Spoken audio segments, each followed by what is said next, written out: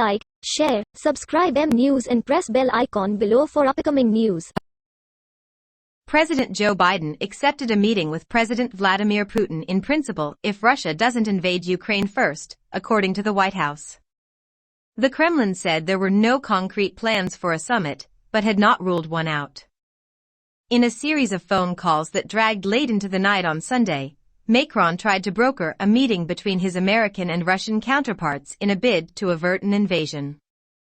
A U.S. official and another person with knowledge of the matter said Sunday that the U.S. had obtained intelligence showing that Russian military officials were given an order to go ahead with an invasion.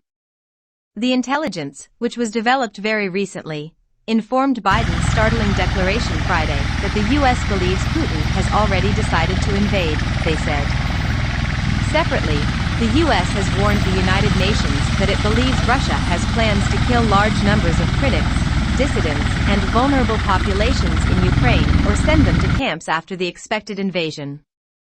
The Kremlin denied the report Monday, calling it an absolute lie.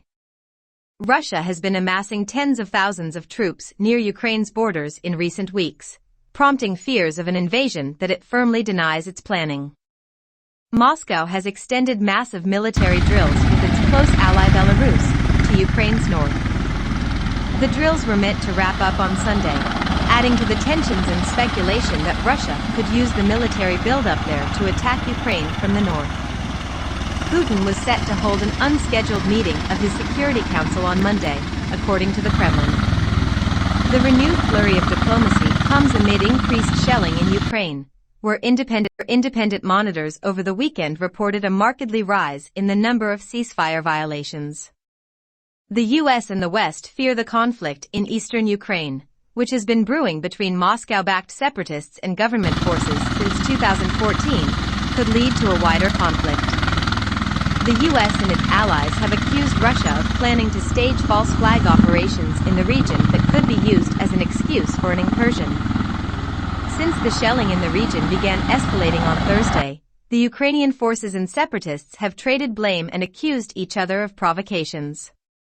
Ukraine's military said 2 Ukrainian soldiers had been killed in the increased violence over the weekend, and the separatist forces reported 2 civilian deaths on Sunday.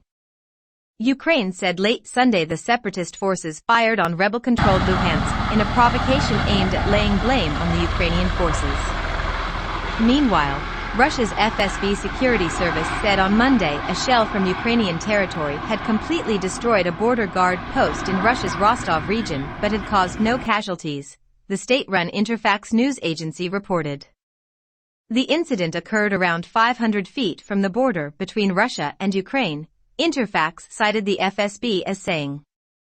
Ukraine's defense minister Alexei Reznikov told reporters that Ukraine had nothing to do with the attack.